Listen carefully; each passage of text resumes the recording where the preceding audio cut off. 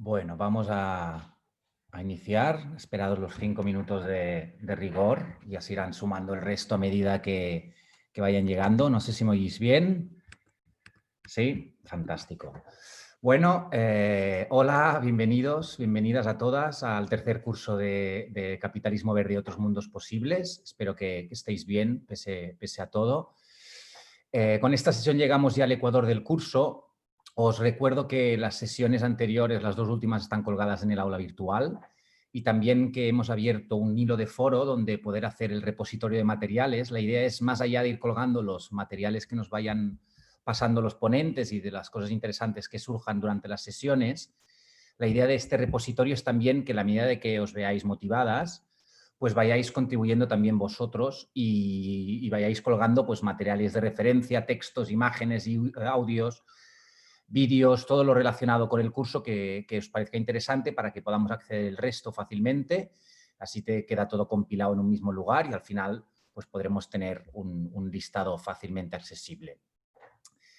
Para la sesión de hoy, que hemos titulado de crecimiento, en principio sí, pero ¿cómo?, contamos con Giacomo D'Alisa. Giacomo es un investigador y activista que lleva años trabajando sobre la cuestión del decrecimiento. Actualmente Giacomo es investigador en el Ecology and Society Lab del Centro de Estudios Sociales de la Universidad de Coimbra, un centro de estudios bastante peculiar, bastante innovador, con una mirada crítica y postcolonial y que está dirigido por Boaventura Sousa Santos.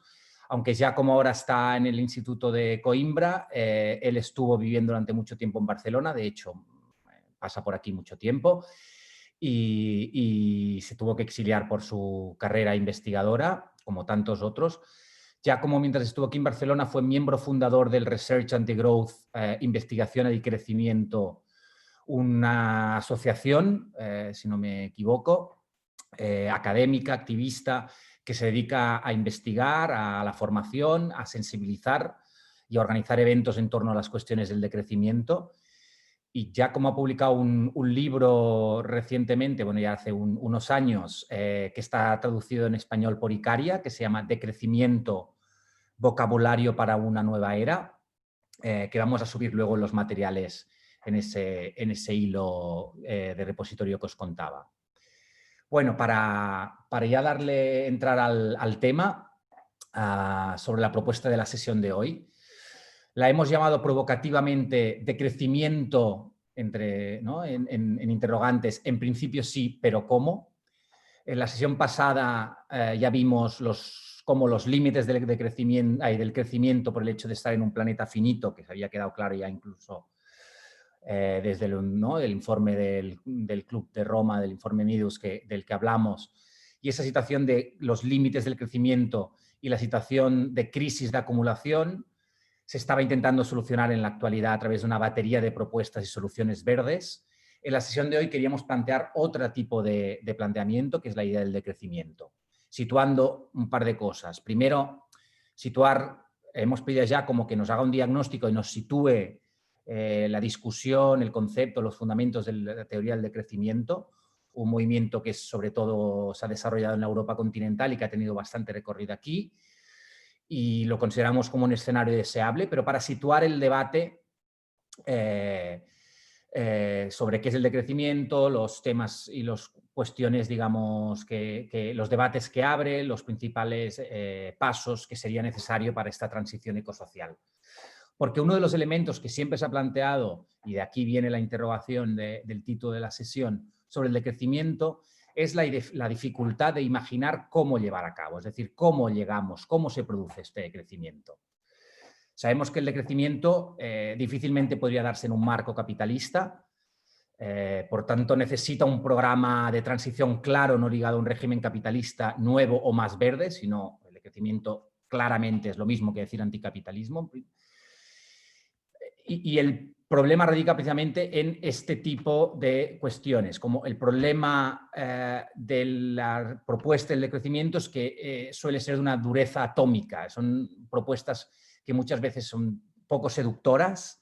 Por tanto, una de las primeras preguntas que le haríamos es ¿qué transformaciones sociales, políticas, económicas, subjetivas serían necesarias para una salida antisistémica a la actual crisis civilizatoria, ¿no? O sea, ¿a quién se le puede convencer para dejar la vida urbana? ¿A quién le puede seducir una vuelta al trabajo manual, al autoabastecimiento en entornos ruralizados? Es decir, ¿el decrecimiento como propuesta es solo para convencidos o es una propuesta para todos los públicos? ¿Y dónde estaría, por tanto, esta fuerza social y esos lazos sociales necesarios para llevar una ruptura de esa índole a la realidad, ¿no?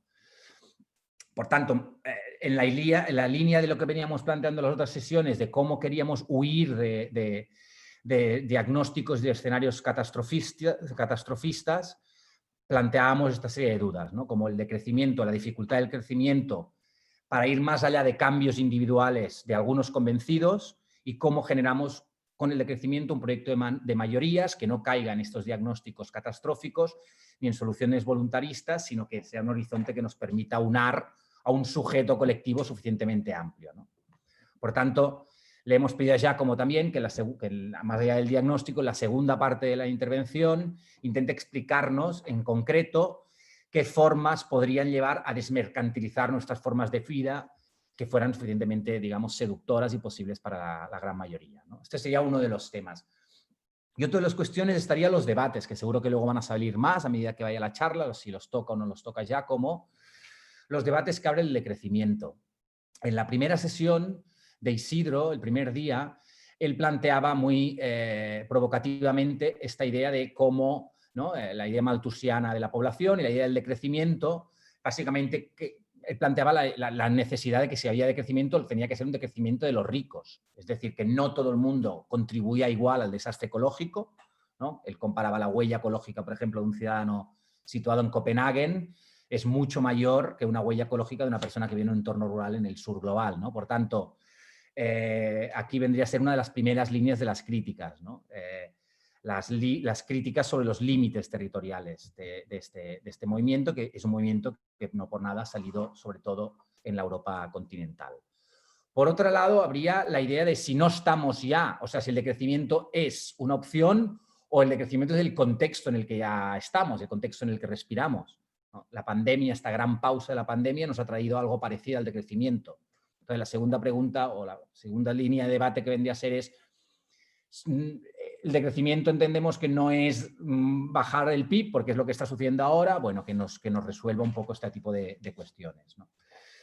Y por último, para situar un poco la sesión de hoy y para invitaros a la participación, al final, bueno, hemos decidido, la presentación de Giacomo va a ser a través de dos bloques separados. En un primero va a ser más un marco del diagnóstico y pronóstico para que nos sitúe la idea de decrecimiento y que nos permita situar la crisis ecológica en el contexto actual, de pandemia, que no ha hecho más que reforzar y profundizar y acelerar esta crisis que estamos viviendo. Y por la segunda parte, conversaremos sobre las diferentes propuestas y soluciones vinculadas al decrecimiento. En este sentido, bueno, le hemos pedido a Giacomo que no haga, bueno, una de las críticas que siempre se le hace al movimiento ecologista es ya basta de diagnósticos, queremos soluciones, pues le hemos pedido que haga el esfuerzo en traernos algunas de ellas, pero lo que sí que queríamos es que, como hay dos partes tan separadas de cara a las intervenciones, estaría muy bien que una vez haya hecho la primera, vayáis subiendo las dudas que os vayan surgiendo, las preguntas, las reflexiones en el foro, en el chat del foro. Las iremos acumulando, las primeras preguntas que irán más relacionadas a las cuestiones de diagnóstico y las segundas preguntas ya abriremos el turno para interpelar sobre las otras cuestiones más vinculadas a transiciones o lo que surja. Y sin más, para dejar tiempo al debate y a la presentación, daría palabra a Giacomo, que tiene que reiniciar el audio. Ahí. Vale, ¿me oís? Vale, gracias Mauro. Voy directo a mis deberes. Por lo tanto, aparte de calurosamente agradecer tu invitación y al equipo de Lidra, voy haciendo lo que me habéis pedido. Por lo tanto, empezaré, como has dicho, con una parte de diagnóstico-pronóstico. Me pararé y será más o menos la mitad de mi presentación y después, una vez respondido a las primeras dudas o crítica o comentarios, me moveré hacia las terapias, digamos así, a acciones que creemos necesarios o que por lo menos planteamos.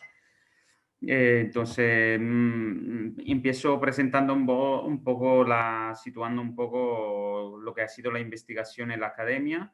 Claramente, como veis en este gráfico, la España se sitúa muy, muy centralmente en la producción total de la investigación académica, digamos, en la literatura del decrecimiento.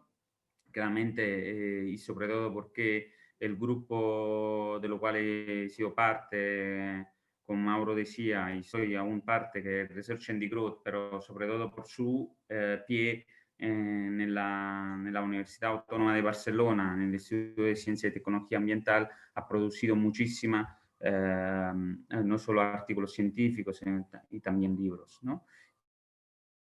Es un movimiento realmente, como decía Mauro, europeo, nacido en Francia, digamos así, su primer desarrollo, y después en el mundo científico seguramente España y Barcelona en particular ha sido muy importante para que esto se desarrolle en el mundo académico. Digamos que la idea, lo que sería los mensajes de llevar al final de esta presentación son básicamente dos, y digamos, si este mensaje acaban siendo claros, creo que he hecho mi deber en frente a lo que nos están escuchando y también a Mauro, que me ha invitado. Digamos, los dos mensajes son: uno, que se tiene que entender que la dimensión de la crisis son múltiples, por lo tanto la tendremos que hablar al plural, así hacen los decrecentistas y mucha, digamos, corriente de la izquierda verde, digamos así. Pero es muy importante entender que las dimensiones son múltiples. No podemos hablar solo de una crisis como si fuera la crisis económica o la crisis financiera, ¿no? Como muchas veces se hace para reducir la complejidad de los problemas a uno, ¿no? Normalmente a lo económico. Y el segundo mensaje es que los cambios son no solo a nivel personal, sino son a nivel colectivo e institucional político. Entonces, también aquí tenemos diferentes esferas del cambio necesario que se tiene que hacer. Por lo tanto, estos son los dos mensajes. El decrecimiento se basa en una lectura múltiple de las dimensiones de la crisis y al mismo tiempo apuesta por un cambio que es un cambio de articulación entre el privado, lo comunitario y lo político, ¿vale? Entonces voy a presentar esto en la primera parte, las dimensiones de la crisis, y quizá en la segunda, cuando voy a presentar la terapia, las terapias, vemos un poco los cambios necesarios, ¿no? Entonces empezamos. Empezaré con compartir definiciones del crecimiento y del decrecimiento para que todos nos situamos bien en el campo del decrecimiento, ¿no? Para aclarar bien. Empezaré con definiciones simples, claramente a poco se irán complejificando, ¿no? Digamos, definición simple que, digamos, se podría basar en un sentido común. El crecimiento, en términos de sentido común, ¿qué es? Es la idea que para estar bien necesitamos más, y para estar mejor necesitamos más y más, ¿no? Y en este sentido, un poco es interesante lo que ha sido llamado de McCracken, que es un antropólogo que se ocupa de consumo, el efecto de Diderot. Y el hecho que el consumo tiene una particularidad de complejidad, por lo tanto, cuando vamos aprovechando de nuevos productos, esto moviliza una serie de nuevas necesidades que hace sí que a nivel personal, por ejemplo, necesitamos el crecimiento. Y lo mismo es también la idea de crecimiento en conjunto de la sociedad. No es una cosa, un sector en particular o un aspecto de una producción en particular, sino la complejidad de la producción que se va, digamos, necesitando un crecimiento complejo del sistema, ¿no? En este sentido, ¿cuál es el decrecimiento como sentido común, ¿no?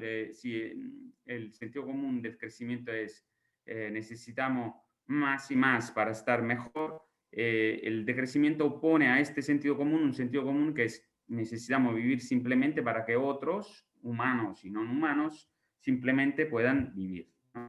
Y claramente el decluttering o el minimalismo japonés, que ahora también se está desarrollando, es una forma de enfrentarse enfrentarse al problema del crecimiento, al Diderot Effect, pero también para, en alguna forma, hacer vivir lo que es el sentido común de una vida simple, ¿no? Otro ejemplo es Mujica, claramente el presidente de Uruguay, sin duda ninguna, puede ser considerado la persona que más a nivel político ha representado el vivir simple, ¿no? Aún siendo, digamos, un presidente de un Estado, de alguna forma. Entonces, como movemos y haciendo un poco de complejización, claramente, por lo tanto, como enfrenta un sentido común a otro, lo del crecimiento, es sobre todo una crítica de la ideología del crecimiento, claramente. Esto es una parte que podemos llamar la pars destruens, ¿no? La parte crítica, que entonces es una crítica de ideología porque, claro, vivimos con muchos falsos ídolos y esto es porque vivimos en la lógica del crecimiento y toda esta falsa nociones también tiene que ser en alguna forma criticada y mostrada en sus límites, ¿no? Entonces ahí está el diagnóstico del pronóstico. En otro sentido, el decrecimiento siempre hacia una definición un poco más compleja es un metabolismo social diferente, con una forma de organización de recursos y de energía en forma diferente, que pone al centro, en alguna forma, la posibilidad de vidas para todas y una posibilidad de vida que, en alguna forma, representen también la posibilidad de ser alegre en el proceso de transformación, ¿no? Esta es también, esta posibilidad de vida que merezcan la alegría de ser vivida es una definición que cojo, que digamos, que reuso a partir de la definición que Amaya Orozco dio, por ejemplo, en la traducción, en la introducción a nuestro libro del vocabulario del decrecimiento, que fue publicado por Icaria y que estará disponible porque está en Creative Commons, por lo tanto, invito a todos los participantes a leer la introducción de Amaya Orozco porque da también una perspectiva feminista a la transformación que necesitamos, ¿no? En este sentido, la pars congruens sirve en términos de terapia política también a explicar y a justificar la sociedad que imaginamos, ¿no? La sociedad que queremos realizar. Por lo tanto, ¿no? En este sentido, el decrecimiento no tiene que estar asociado. ¿Me escucháis bien aún? Porque veo que mi conexión es instable. Se te corta un Mauro, ¿me das un poquito. señal que me escuchas bien? Se te corta un poquito a veces, pero todavía no es catastrófico. Si no hay posibilidad de mejorarlo, sigamos. Sí. Vale, vale. Ok.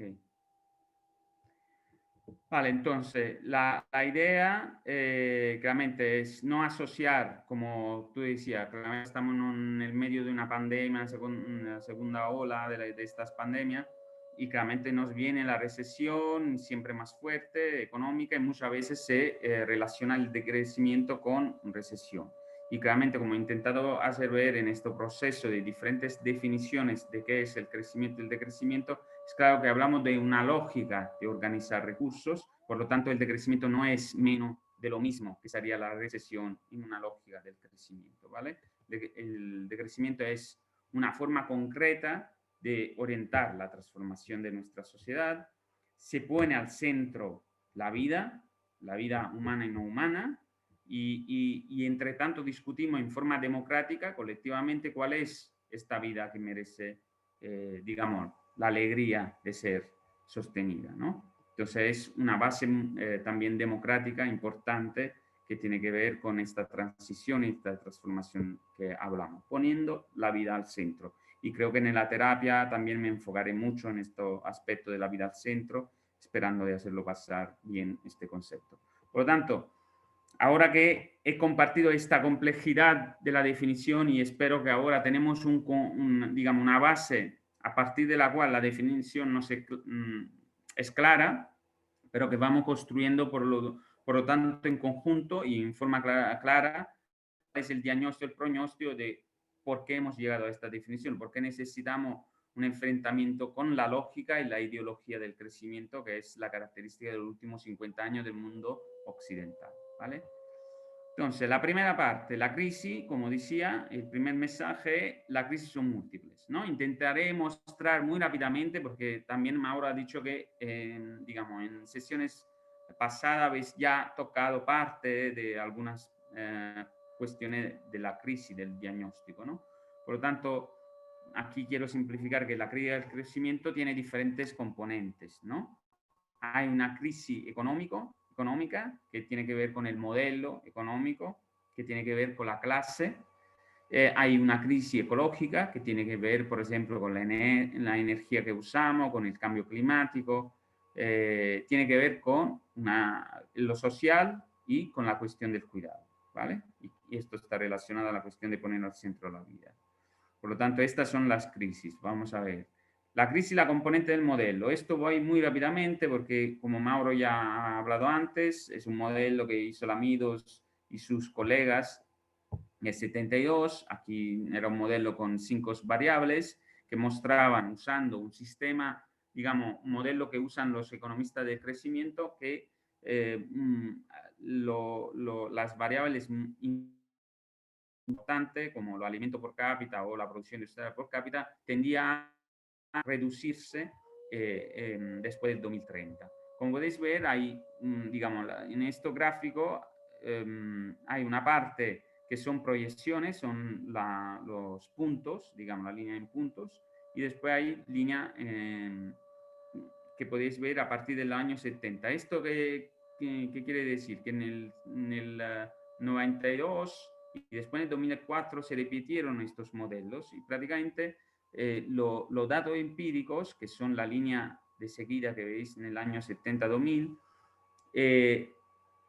iban exactamente en la dirección que el modelo estaba prediciendo, ¿no? Y quizá más interesante ver los recursos no renovables, de hecho, se están, digamos, estamos usando recursos no renovables en una forma más rápida de lo que se esperaba el modelo. Por lo tanto, digamos, el colapso probablemente de algunos recursos naturales es aún más rápido, ¿no?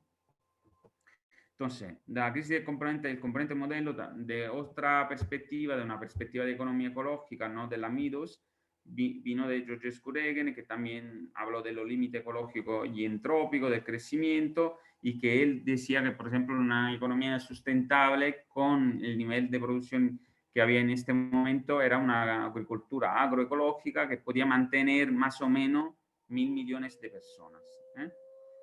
Por lo tanto, ahora hemos superado mucho de estos números de población mundial. Por lo tanto, sería interesante también recuperar un poco estos estudios sobre qué posibilidad de metabolismo tenemos a partir de una economía completamente agroecológica, ¿no? La otra componente del modelo económico es interesante ver desde este punto de vista la concentración del capital en muy poca mano, ¿no? Estos son un dato que cojo, un gráfico de Piketty y Sáez, que hicieron un estudio de casi 100 años de cómo se distribuye la riqueza en las manos de los ricos americanos, digamos así, ¿no? Porque esto es un gráfico de Estados Unidos. Y entonces, como podéis ver, prácticamente es interesante que os enfocáis un poco en la crisis del 29, ¿veis? Antes de la crisis del 29, en términos de regímenes económicos, podemos decir que son regímenes liberales, después viene, como sabemos mucho, el régimen keynesiano, y después del 80 viene el neoliberal. Como podéis ver que antes de la crisis del 29, así como del 2007, hay una concentración muy alta de dinero en muy poca mano, ¿no? El 5%, en los dos casos, el 5% de la población, la parte gris, digamos así, llega a tener casi el 40% de toda la producción de riqueza, ¿no? En la crisis del 29, el 2007, hay el mismo patrón. Con régimen keynesiano hay una mejor redistribución, podemos decir que aún no es suficiente, claramente la podemos contestar, porque llega a tener el 5% de la población, llega a tener el 25% de la riqueza, pero Por lo tanto, es importante ver que hay una componente, digamos así, de clase, de gran concentración de capital, sobre todo cuando hay crisis. En esta crisis también lo estamos mirando y haciendo experiencia, digamos así, es bastante simple, por ejemplo, dar el número que ha dado un sociólogo americano que decía que en este momento Jeff Bezos podría dar a cada uno de sus trabajadores $100.000, ¿vale? $100.000 cada uno de sus trabajadores y ser tan rico como lo era antes de la pandemia, ¿vale? Para dar la idea de cuánto se está concentrando el capital en este momento, ¿no? Y podemos pensar a muchísimas plataformas, por ejemplo, los propietarios de Zoom no estaban en la clasifica de Forbes antes de la pandemia, han entrado con toda la pandemia, con grande acumulación, han entrado en esta clasifica. Digamos, la componente de clase la podemos ver también en términos de pérdida de poder adquisitivo del salario real. Aquí estamos, digamos, en Europa, que en los años 80 era digamos, los trabajadores cogían casi el 78% de toda la riqueza iba a ellos y hemos visto que al 2001 era menos del 66% y claramente hoy es siempre menos. ¿Qué quiero decir? Que está llegando a que casi el 50% de lo que producimos va a renta de capital, ¿sí? En el año 80 era mucho mejor en Europa. En Estados Unidos siempre ha sido peor, ¿no? Porque sabemos que nosotros en Europa nos hemos caracterizado por una economía y más socialdemocrática, ¿no? Socialista de lo que es en Estados Unidos. Y podéis ver que en Estados Unidos han pasado el 54% en el 1960 a tener menos del 42%. Prácticamente de la riqueza que se producía en Estados Unidos en el 2010, más del 55% iba ya a la renta de capital, ¿sí? Entonces, el poder adquisitivo de la clase trabajadora, hay una componente de clase muy importante en la crisis. Es importante ahora pasar, por ejemplo, la componente energética, la podemos ver así con el pico del petróleo. Aquí es interesante para mí ver la línea roja, que es una curva de Hubert, que fue el geólogo que ha estudiado el pico. ¿Qué quiere decir? No está acabando el petróleo, sino que nos cuesta siempre más energéticamente sacar el petróleo. Y puede ver que la curva de Uber predició prácticamente los datos reales de la producción de Estados Unidos. Uber predició el pico de petróleo en el año 70 en Estados Unidos. Como veis en la línea blue del gráfico a vuestra izquierda, es los datos reales, ¿no? En la parte derecha es interesante ver también cómo el pico de petróleo tiene una componente geopolítica muy importante. Podéis ver que la línea azul sigue siendo la capacidad de producción que disminuye, el pico de petróleo en Estados Unidos. La línea roja es los datos de la importación de petróleo. Es interesante ver que el cruce de la demanda de petróleo en Estados Unidos con su capacidad de producción viene más o menos en los años 90, ¿no? Y podéis imaginar los estados políticos de economía internacional, relación internacional, ya lo saben, en los años 90 ha llegado una gran guerra conducida por Bush padre en Irak, ¿no? Y sabemos que tenía que ver con exactamente la falta de capacidad de producción en Estados Unidos de petróleo. Podemos relacionar también en Siria, es muy interesante ver con el pico de petróleo, donde hay una producción, un coste de producción medio para sacar un barril de petróleo $60 medio en el mundo, en Siria es $5. También podemos pensar por qué claramente el ISIS y la guerra, el interés en Siria en el último año también han aumentado mucho. Esto lo podéis ver, ¿no? Como en el año 30 cada barril de petróleo que se invertía permitía a Estados Unidos de sacarle 100 en el año 30, en el 2000 cada barril que ponían sacaban menos de 15 barriles, ¿sí? En Estados Unidos. Esta es una otra forma de pensar al pico de petróleo. Y repito, esta componente no quiere decir que está acabando el petróleo, sino que nos resulta siempre más costoso energéticamente sacarlo, ¿no? Y en este sentido quería poner una película de un director de Barcelona con un gran actor, el Charlie Chaplin napoletano, que es Totò, que habla, exacto, allí vi con la flecha, una pequeña presión hacia sacar el petróleo. Y esto es cuando hemos tenido el desarrollo, ¿no? Y esto es el pico de petróleo. Hoy día no podemos simplemente hacer una pequeña presión, sino tenemos que ir bajo del mar mucho o producir petróleo muy sucio, desbancando tierras enormes, florestas y haciendo muchos daños e impactos ambientales. Esta es otra forma de ver la crisis ecológica, la componente ecológica. Tienes la emisión de carbono que va conjuntamente con el crecimiento del GDP global, ¿no? Del PIB global. Llega aquí la crisis de las componentes sociales. Este es un estudio empírico que yo hice sobre el uso del tiempo en Cataluña. Os quiero de enfocar un poco porque es parte de la, digamos, de la terapia que está relacionada a esta parte. Como podéis ver, en la parte violeta tenéis los varones a vuestra izquierda y la mujer a vuestra derecha. Cómo usan todo el tiempo los catalanes. Por lo menos esta era una del 2003. Los datos han cambiado un poquito. Es una encuesta que se hace cada 10 años. Lo estamos elaborando ahora.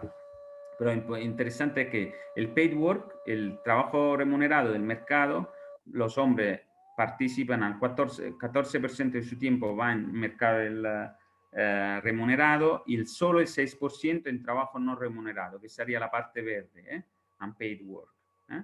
Y la mujer, a cambio, tiene un casi 16% verde, que quiere decir 16% de todo su tiempo va en trabajo no remunerado y solo el 8% va en trabajo remunerado. Interesante saber que si sumáis estas dos, el violeta con el verde, es bastante claro una cosa que todas las mujeres saben y algunos hombres también, pero no lo pueden admitir, que la mujer trabaja más para mantener el bienestar en su conjunto, que está dado por el trabajo productivo, a su sociedad. La mujer trabaja más y además hace una gran parte del trabajo no remunerado, que es, esto es el motivo por lo cual muchísimas feministas han venido hablando, por ejemplo, de la crisis del cuidado, ¿vale?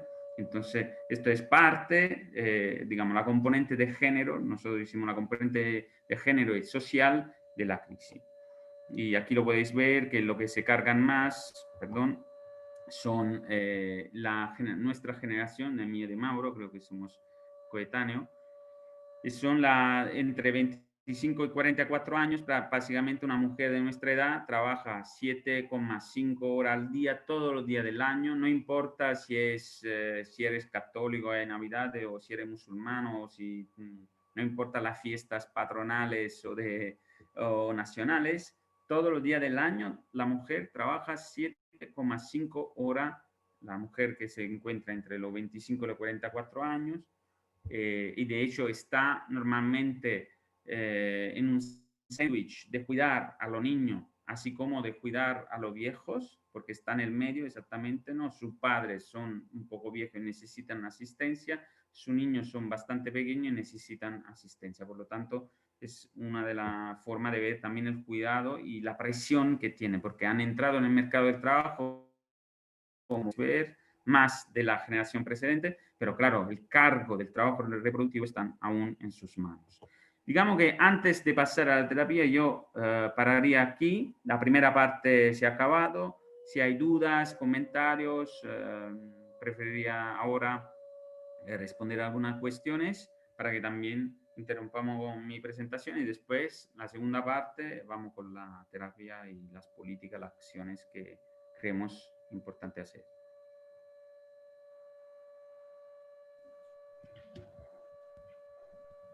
Ya como mientras pillamos palabras y dejamos que alguien rompa el hielo, se oye un ruido en tu casa. ¿Puede ser que haya ¿Ma un ruido de fondo de la computadora o un ruido? Porque no tengo nada de... No, vale. Creo que quizá es más la computadora porque ahora está con ventilación. Ok.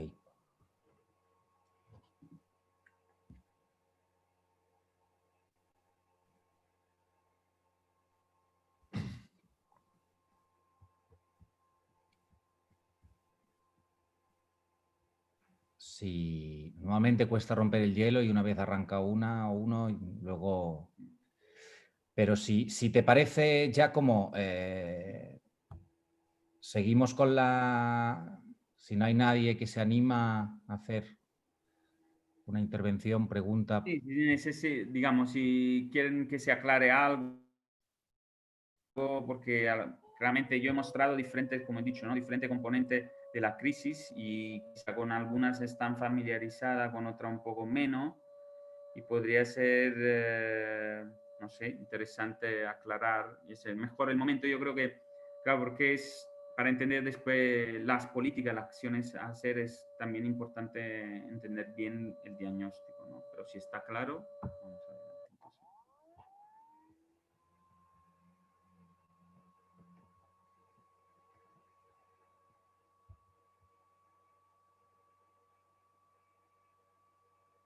Veo que Pepe dice, has hablado de que la agricultura agroecológica podría alimentar a 1.000 millones de personas. ¿Hasta qué punto es dato contrastado? Esto es un cálculo que hizo, lo repito, está en el libro del 1970 y fue un cálculo porque él se ocupaba, Georges Skureger, muchísimo, desde el punto de vista de bioeconomía, también se ocupó de economía agrícola y por lo tanto se hizo un cálculo entonces de cuánto podía abastecer. Que yo sepa, ya no se ha hecho cálculos similares. La persona que más ha trabajado sobre cálculo de agricultura y transición en este sentido metabólico, puedo citar Mario Giampietro, que también es un investigador y crea del Instituto de Ciencia y Tecnología Ambiental, que por ejemplo ha mostrado muchas veces claramente los límites, ¿no?, de transición con nivel de población que tenemos ahora de la agricultura. Tenemos que entender que, por ejemplo, la agricultura hoy día como sistema mundial de abastecimiento de calorías, digamos así, es una del sector más subsidiado. Lo sabemos muy bien en Europa y no está subsidiado solo en términos económicos, como por ejemplo el dinero que viene por medio de la política agrícola comunitaria, que llega a los grandes, sobre todo, productores agrícolas europeos, pero también está subsidiada desde el punto de vista energético, que es lo más importante, porque realmente la agricultura industrial de hoy es una agricultura que está basada sobre el uso directo e indirecto de químicos y de uso de petróleo en forma masiva. Por lo tanto, es claro que es un sector muy subsidiado y permite de abastecer millones de personas en forma muy inigual, pero sí que tenemos una sobreproducción agrícola. Es claro que con una forma metabólica de analizar, Mario ha desarrollado un sistema de contabilidad que se llama MUSIASEM, es una metodología que se aplica para ver digamos, los flujos y los fondos necesarios para que un sistema agrícola pudiera funcionar, ¿no? Y en este sentido es muy interesante que se haga. Se sigue haciendo. Martín Ariel de Dicta hablaba de que la economía circular es una falacia que en realidad es entrópica y debemos parar. ¿Qué quiere decir? Vale, sí, en este sentido Martínez Salier repetía un poco lo que Georges Skuregen decía en los años 70, ¿no?, con la economía entrópica. El hecho que claramente este es uno del fundamento de la economía ecológica, así como es en este sentido una de las líneas fundamentales también del decrecimiento, porque hay muchas bioeconomía y economía ecológica dentro del planteamiento decrecentista, ¿no? ¿Y qué quiere decir? Entrópico, que hay un límite energético, claramente a la transformación de las cosas, y este límite energético está, en cuanto más rápido vas, más desorden energético vas construyendo. Si quieres simplificar, para no entrar mucho en los detalles de la cuestión entrópica, él puede leer el calentamiento global claramente como el resultado entrópico de una producción industrial siempre más rápida, con una tasa de crecimiento siempre más empujada, ¿no? En este sentido, el resultado entrópico, por lo tanto, la entropía es exactamente el hecho que en un sistema aumenta en media su temperatura, y es exactamente lo que está pasando con el cambio climático, ¿no? El sistema Tierra no es un sistema completamente cerrado desde el punto de vista termodinámico, es un sistema abierto porque la energía nos viene de fuera, ¿no? y también se va afuera, está reflectida por medio de procesos de reflexión, y, como sabéis, pero sí que está, más o menos será desde el punto de vista del material. Y en este sentido es semiabierto, por lo tanto, cuando en este sistema semiabierto se aumenta la tasa de utilizo de energía, aumenta el nivel entrópico que se produce dentro del sistema semiabierto, por lo tanto aumenta con su temperatura media, que es el cambio climático, digamos así.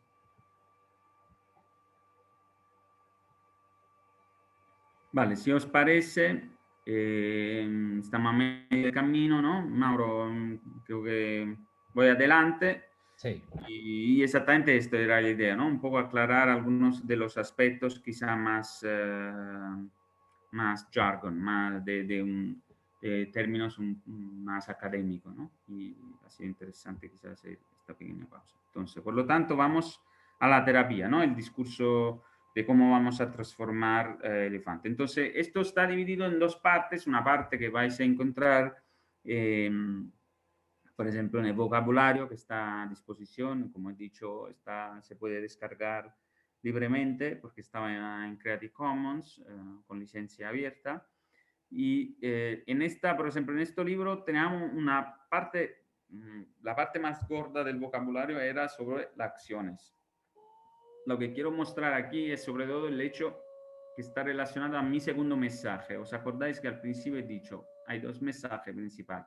Una crisis múltiple. Entonces yo en la parte de diagnóstico y pronóstico os he presentado la crisis, ¿no? Desde las componentes de la crisis del sistema, del paradigma del crecimiento, ¿no? Y el segundo mensaje que os decía es que hay un cambiamiento necesario a nivel personal, a nivel comunitario, a nivel institucional. Y aquí, por ejemplo, claramente, por ejemplo, a la auditoría de la deuda, que ha sido un movimiento social muy importante después de la crisis del 2008 en España, es una forma politicizada de pedir un cambio diferente, ¿no? De poner en cuestión la idea, por ejemplo, en este caso de la deuda y del crecimiento necesario para pagar esta deuda pública que se había crecido. Pero también a nivel comunitario hay las ecocomunidades, ¿no? Por ejemplo, entonces estos son cambios ya que hacen colectivo con otras personas. Y, por ejemplo, la horticultura urbana podría ser ya a nivel más personal, en lo cual tú decides y bajas en tu barrio y con gentes de otra parte decide de montar o cambiar un poco tu estilo de comida, participar de una forma, digamos, entre el personal y el comunitario, digamos así, de la transformación necesaria. Esto era un poco para mostrar que las acciones necesarias son a diferentes niveles. Claramente después hay a nivel de políticas, que ya es un cambio más institucionales, también nos hemos enfocado sobre todo en esto, en el segundo libro que acaba de salir, vale, hace un mes salió en Inglaterra, hace 2 semanas ha salido en Estados Unidos, el caso de crecimiento, que es escrito juntos a mis colegas, con lo cual he coeditado el vocabulario, más Susan Paulson, que es una antropóloga de la Universidad de Florida. Y aquí, por ejemplo, hablamos un poco del Green New Deal, digamos, de lo que es la política digamos, que está tomando mayoría siempre más en la parte de izquierda verde, digamos así. Hablamos de los servicios universales, de la renta de cuidado,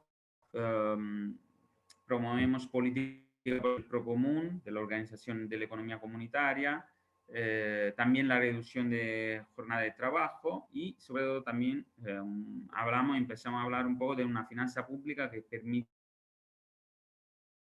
que todo esto sea posible y financiable, ¿no? De alguna forma.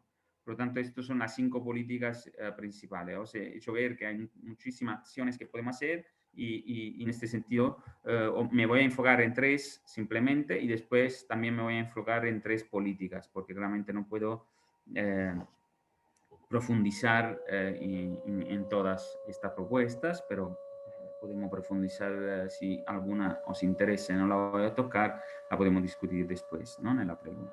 Por lo tanto, por ejemplo, la primera acción, la plataforma ciudadana de auditoría de la deuda, ¿no? Se pidió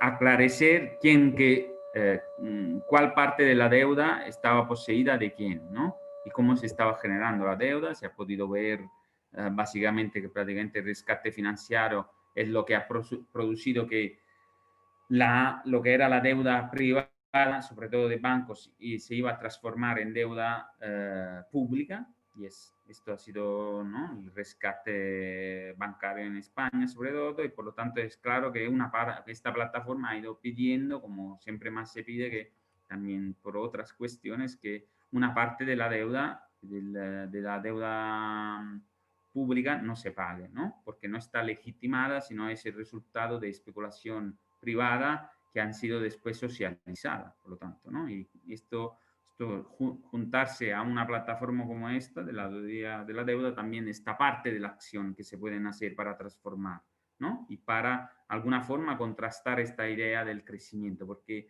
la deuda que crece, digamos así, es una de las razones por la cual que siempre más se utiliza para justificar la necesidad de crecer también a nivel económico de PIB, ¿no? Otra forma, como decía, las ecocomunidades. Aquí pongo una foto de Can Masdeu, que la gente de Barcelona seguramente conoce.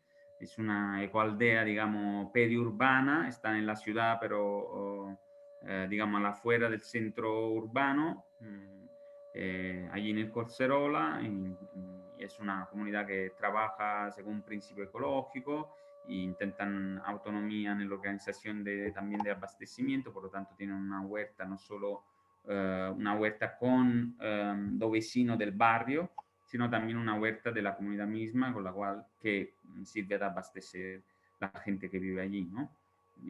Y también tienen forma de tomar decisiones realmente asambleares, y viven más de 25 comunidades en este momento.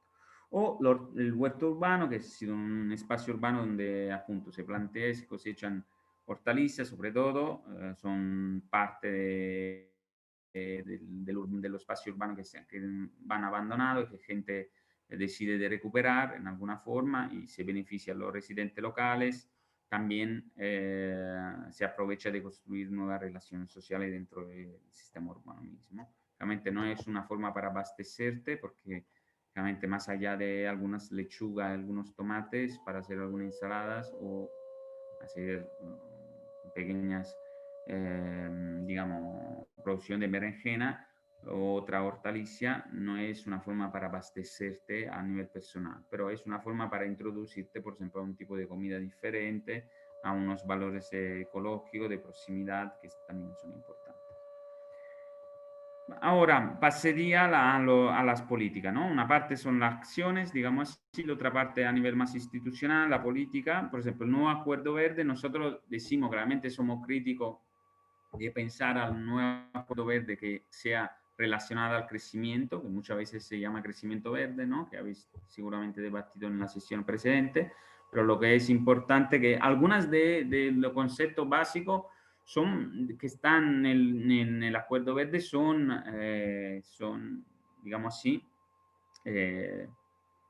lo compartimos. De hecho, no es un caso que en realidad, aunque se ha hecho famoso por Ocasio-Cortez, digamos, la congresista de la parte socialista dentro del Partido Democrático de Estados Unidos, que apoyaba a Sanders, digamos así, esto viene del Partido Verde de Estados Unidos, ¿no? Que aunque no se conoce, porque al final el foco todo está en los dos partidos, es un partido verde bastante radical, muy minoritario, que pero ha montado esto de la cuestión del Green New Deal, que ha permitido después a los socialistas verdes, digamos así, dentro del Partido Demócrata, de desarrollarlo. Y después, desde Estados Unidos, se ha amplificado y cada izquierda verde occidental, digamos así, ahora tiene su propio acuerdo verde. Allí hay cosas que, claro, lograr una emisión neta cero de gases de efecto invernadero, crear una transición justa, se habla, ¿no? La transición que permite de no cortar el trabajo, que, digamos, lo puesto de trabajo, que permite a los trabajadores de seguir siendo parte de esta transformación informativa, ¿no? Se invierte en infraestructura verde, pero lo que nosotros decimos es que tenemos que pensar en un nuevo acuerdo verde, pero sin crecimiento, ¿no? Y nosotros hemos partido, algunos de nosotros, yo también he participado en lo que se llama el Green New Deal for Europe, que ha sido construido desde abajo de diferentes organizaciones europeas, en la cual, por ejemplo, hemos intentado exactamente hacer ver que el nuevo acuerdo es importante, pero sobre todo es fundamental que no se ponga en nombre del crecimiento, sino sea un nuevo acuerdo verde sin crecimiento. Y una de las innovaciones que, por ejemplo, nosotros hemos intentado empujar aquí en Europa es instituir una comisión de justicia ambiental, porque claramente la transformación que iremos haciendo, el uso de diferentes, de tierra, de recursos, de la implantación de nuevas industrias, la minería de nuevos materiales que necesitamos por la renovable, también tendrán que ver con la justicia ambiental, ¿no? El hecho que habrán costes diferenciados sobre grupos diferenciados. Por lo tanto, es importante instituir una comisión a la cual la gente se podría referir cuando esta transformación aún hecha en nombre del ecologismo sea injusta desde el punto de vista, no sé, de la salud, porque, por ejemplo, produce problemas de salud a la gente que está al lado de estas nuevas instalaciones y plantas de producción de energía o de minería, y por lo tanto es importante tener una institución que se ocupe de estos asuntos, por ejemplo, ¿no? Es una innovación que hemos puesto en el acuerdo verde que se discute mucho.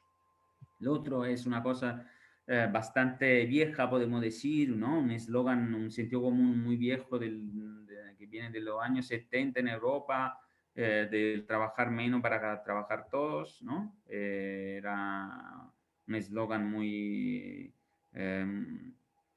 utilizado en los años 70 y ha desarrollado un poco este sentido común, ¿no? Y que reducimos la hora de trabajo y esta se puede reducir en forma muy diferente, ¿no? Podemos decidir que se reduzca la semana de trabajo desde a 6 días a 5 o de 5 a 4. Podemos decidir que reducimos de 39 horas semanales a 30, o podemos decidir que, por ejemplo, se reduzca el tiempo de trabajo a lo largo de la vida, ¿no? Por lo tanto, por ejemplo, podemos decidir que durante el periodo de cuidado necesario para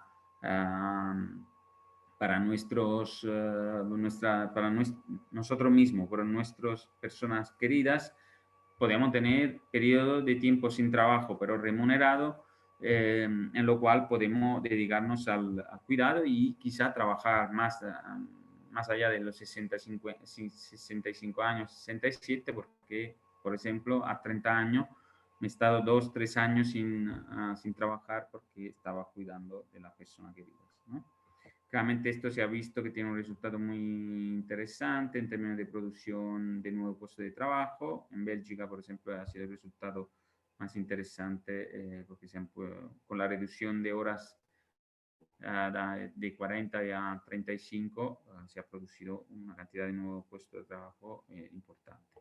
Y también Cáliz, por ejemplo, ha propuesto en un artículo del 2013 el Friday Off, ¿no? Trabajar desde el jueves y tener viernes, sábado y domingo sin trabajar y sin disminuir, la propuesta era sin disminuir los salarios y con políticas adicionales que iban a favorecer un consumo más convivencial, perdón, y con política que iba a introducir la disminución de horas de trabajo a poco, ¿no? Pasar de 39 a 38, 36 y para llegar a 30.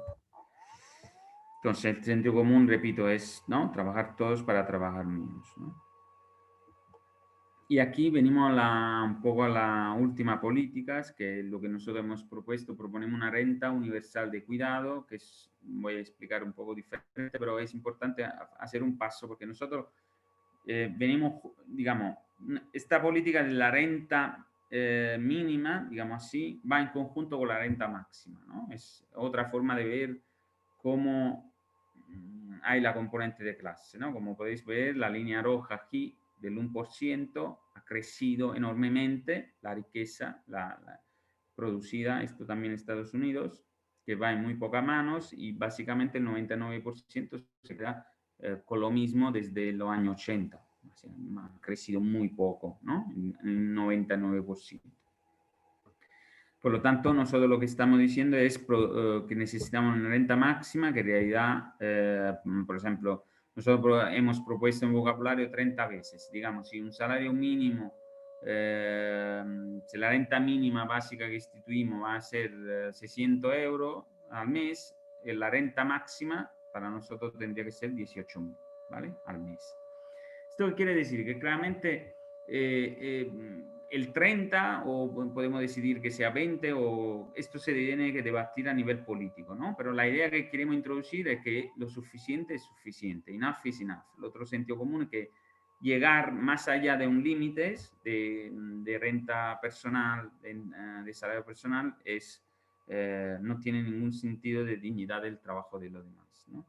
Y esto para decir claramente una cosa que ahora parece absurda, pero la renta máxima sí que ha existido a lo largo del mundo, y no del mundo quizás socialista, imaginario del año 50, 60, escandinavo, ¿no? Ni nella Angola marxista-leninista, digamos, sino en Estados Unidos. Aquí os pongo un gráfico del nivel de tasación máxima que ha existido desde el 1912 hasta 2000 en Estados Unidos, antes que llegaba el neoliberalismo, digamos así, ¿no?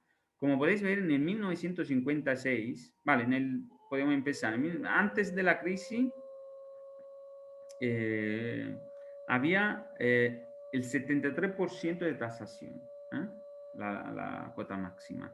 En el 56, con un republicano como presidente, como Eisenhower, que es un general, un militar, en Estados Unidos la renta más alta se tasaban al 91%. Esto estamos hablando de que cada dólar que una persona ganaba por arriba de $250.000 en Estados Unidos en este momento, se tasaba a 91%. Cada, digamos, 200 al dólar más de 250.000, 91 centavos se iban en tasas, ¿vale?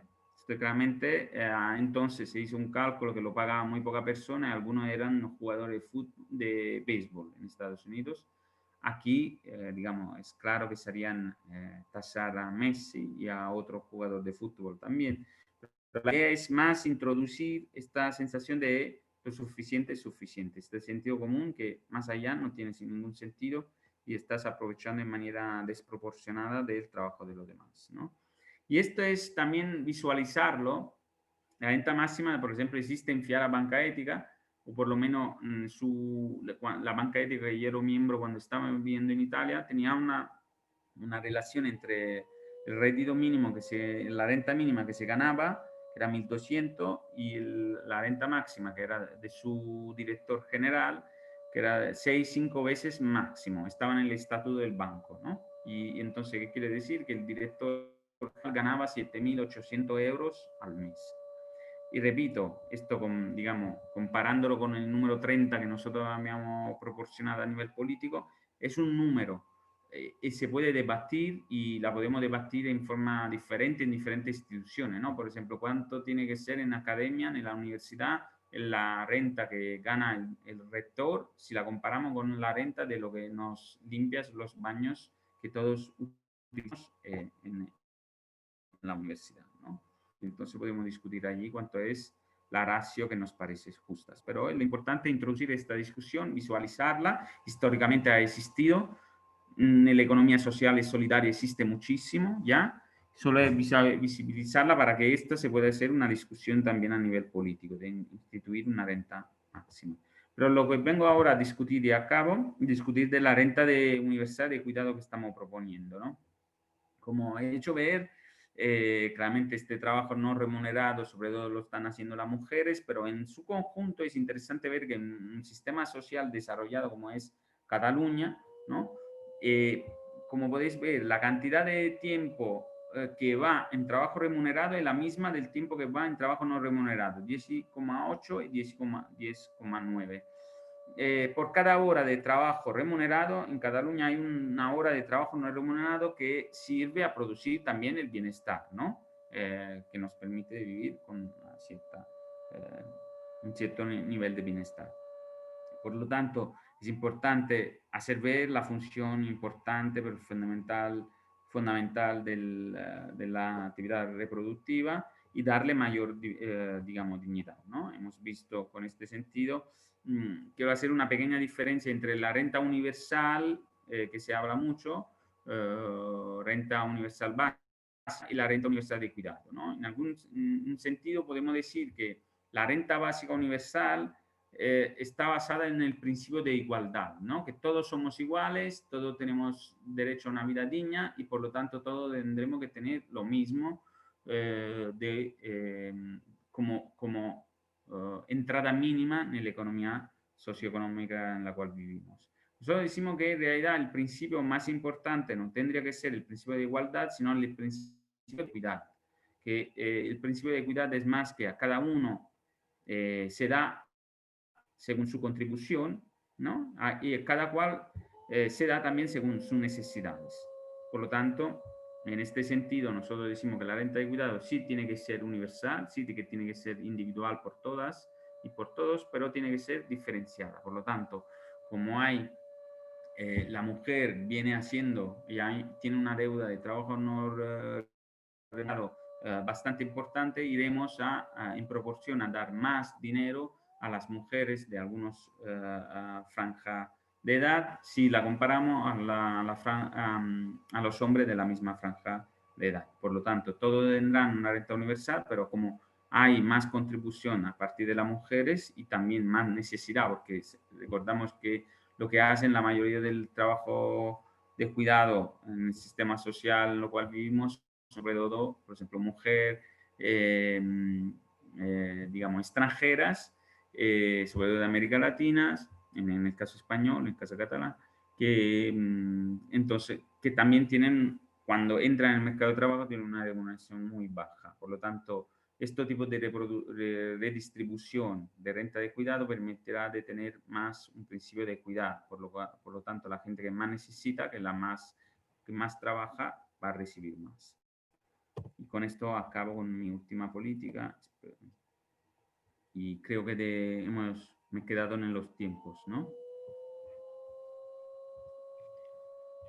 Y ahora podemos discutir de toda la duda o preguntas que tenéis. Muchas gracias, Giacomo.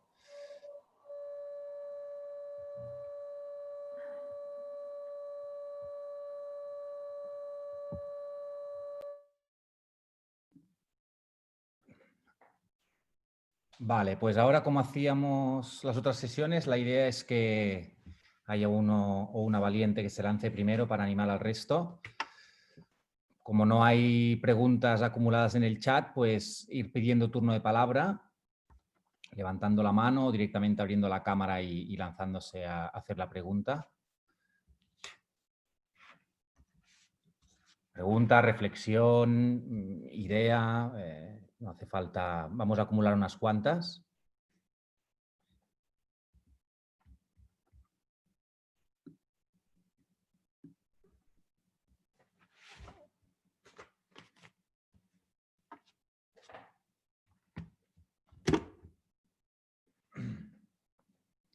Sobre todo si hay compañeros y compañeras de América Latina que allí las cuestiones del decrecimiento están menos extendidas, también ver cuál es la perspectiva desde allá, cómo se ve, cuáles son los problemas que consideran sobre esta perspectiva, si la ven interesante.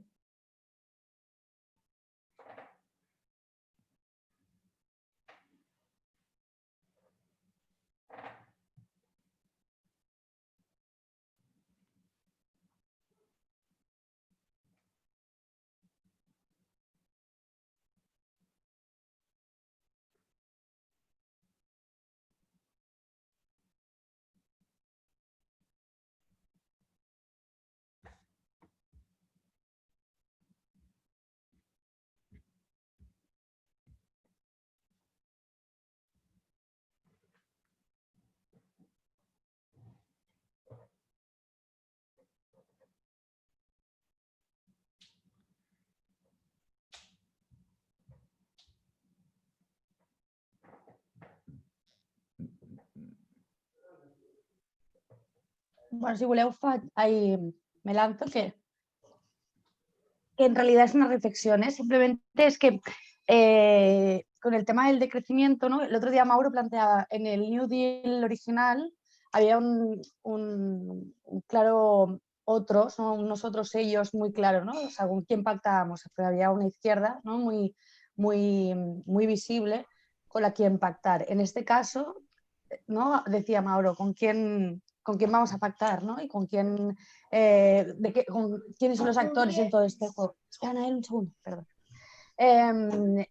Y entonces, aquí, claro, va digamos que el colapso de la situación va con todos, ¿no? Y que hay un momento en el que desde todos los niveles de la sociedad, ¿no?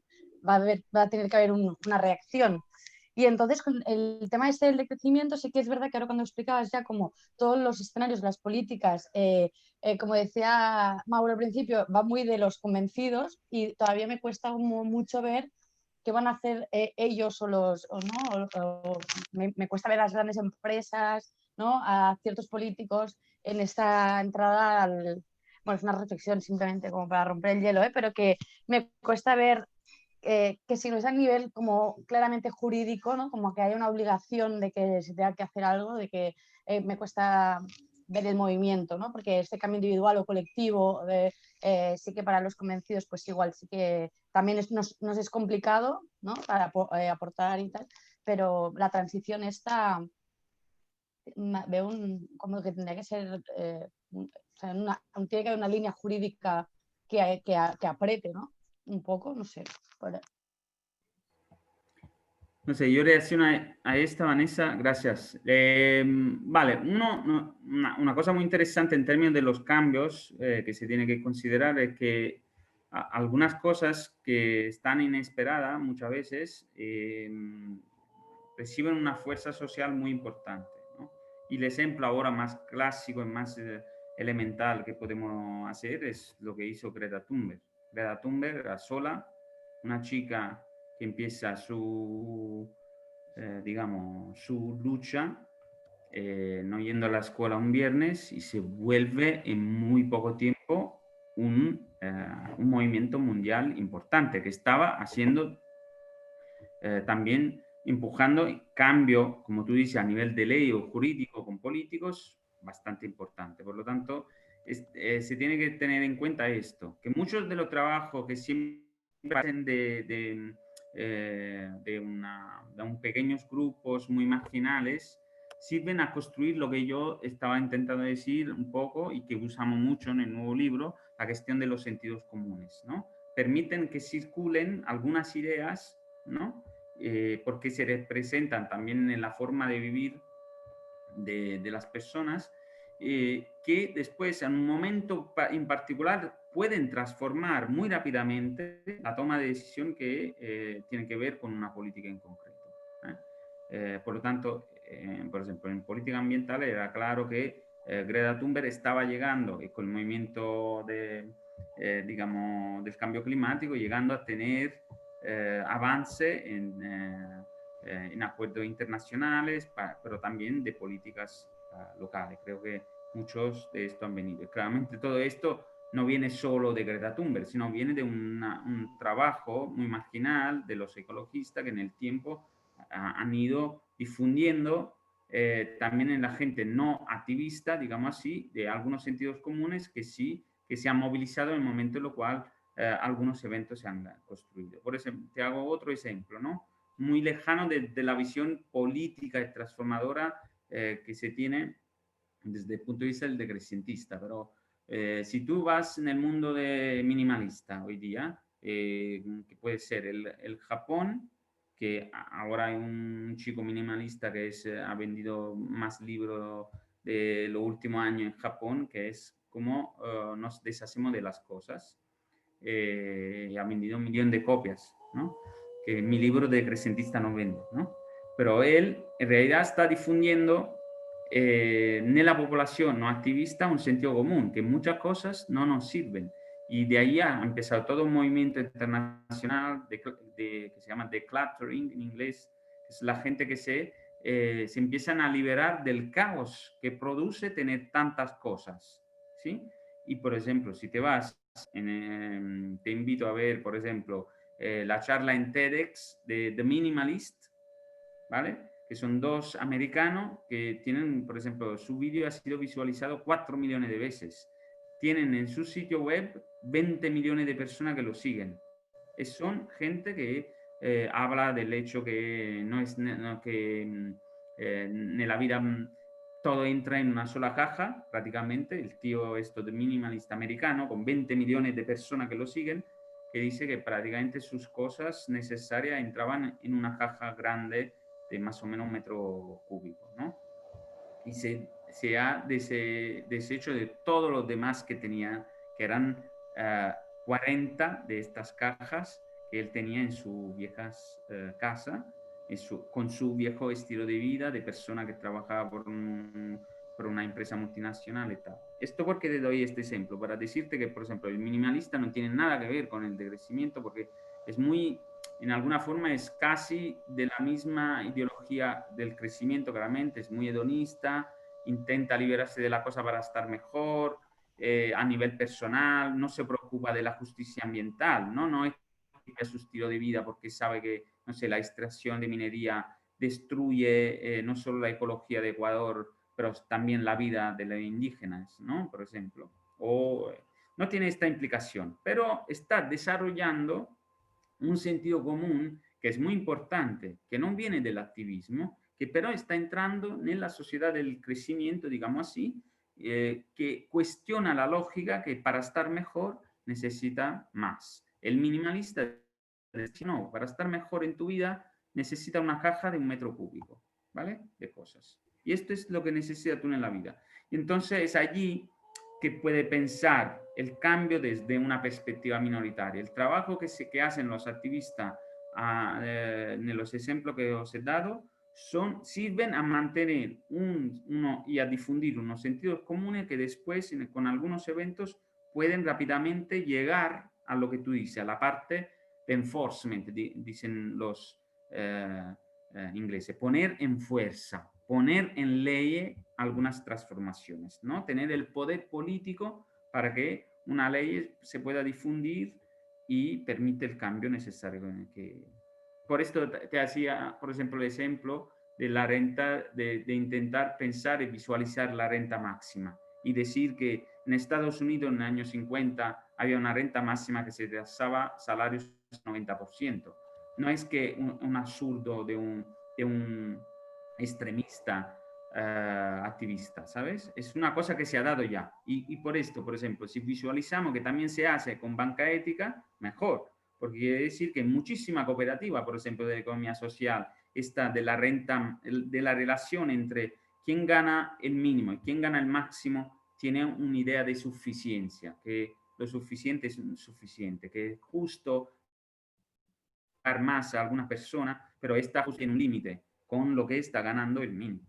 Esto es, ¿no? Entonces yo creo que todas estas articulaciones son importantes por el cambio, no tanto cuánto somos mínimo o no. Vale, vamos a hacer una cosa, Giacomo.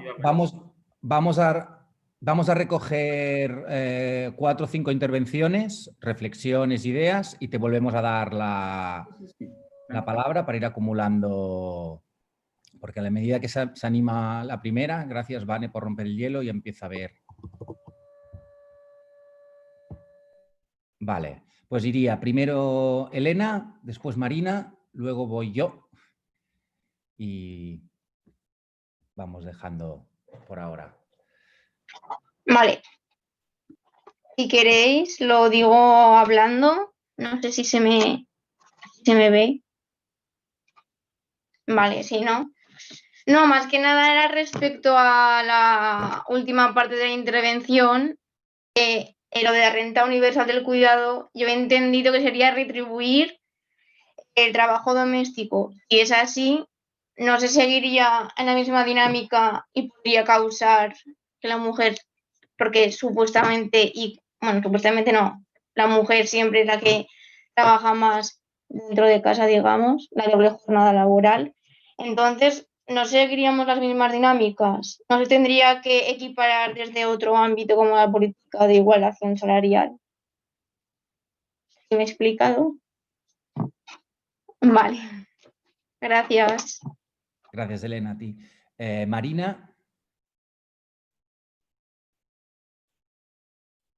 Que la has escrito, pero queremos escucharte y verte, si puede ser. No. Bueno, no, simplemente eso, que todo lo que se plantea me parece que se plantea desde una perspectiva eminentemente antropocéntrica y no sé si hay alguna vertiente del pensamiento decrecentista que vaya en otra dirección.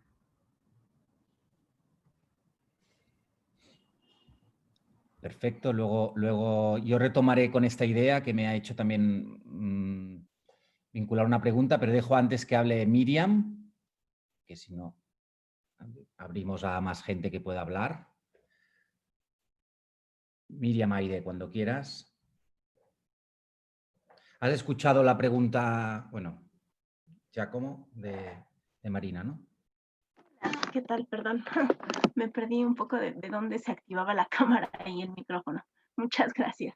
Pues nada, yo me quedo como un poco pensando, ¿no? En esta parte de las políticas y las formas de instrumentarla, ¿no? Como los caminos, las vías, no sé, porque bueno, es como bien interesante y me recuerda este libro que en algún momento leí de Ecosocialismo Descalzo, ¿no? De Jorge Richman, me parece que es, y creo que pues sigue como la misma vía, ¿no? Del decrecimiento, de las formas de consumo, de las formas de producción, desde luego. Pero, por ejemplo, no sé, me quedaba pensando en esta parte de las energías renovables. Más que nada quisiera como encaminar por esa línea y poner sobre la, pues sí, sobre la discusión como 3 puntos de las políticas.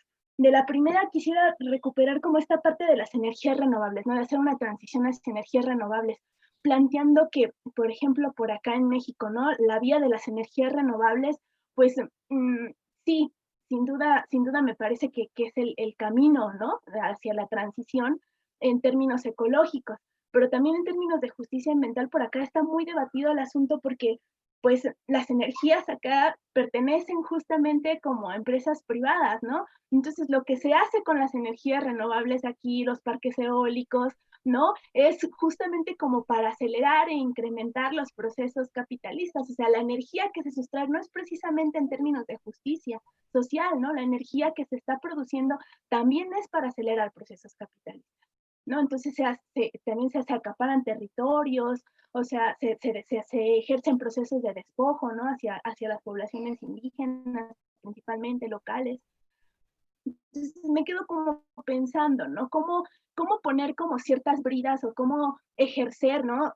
Una política de transición energética que permita de alguna manera justo también tanto la producción como la distribución de esa energía producida, ¿no? Porque, digo, los parques eólicos se hacen justamente en territorios donde hace falta energía, ¿no? Donde hay comunidades que no tienen energía, eléctrica, ¿no? O sea, que no tienen formas de consumo justas, pues, en cuanto a la distribución. Esa es una parte. Ahora, también me quedo pensando en esta parte del reparto del trabajo y la reducción de las horas trabajadas, ¿no? Que es la segunda política. Entonces, me quedo pensando cómo incorporar, ¿no? Los procesos de, pues justamente también en esa vía, ¿no? Cómo ponerle justicia, ¿no? A este sentido laboral cuando las políticas aquí se encaminan hacia la precarización y la flexibilización laboral, ¿no? Entonces, ¿cómo de alguna manera, pues no sé, encaminarlo, ¿no? Hacia otras formas, cuando aquí toda la política se basa justo en la precarización, ¿no? Hablando en términos de que se reducen, sí se puede trabajar menos, no hay una flexibilización laboral, pero justamente eso te da una pauta también para ya no tener o debilitar el sistema de pensiones, ¿no? Ya no tener acceso a servicios médicos, el trabajar por honorarios, no sé, esta parte de la flexibilización y la precarización laboral que hay en América Latina. Y el último punto, pues, que me quedo como pensando también, se tomaba por ahí la economía solidaria, ¿no? Si el camino es justamente eso, porque yo cuando hablo y escucho todo esto del decrecimiento, ¿no? Me quedo pensando que el decrecimiento está en ejercicio aquí en América Latina. O sea, simplemente las comunidades zapatistas, ¿no? Que son como un ejemplo mundial, ¿no?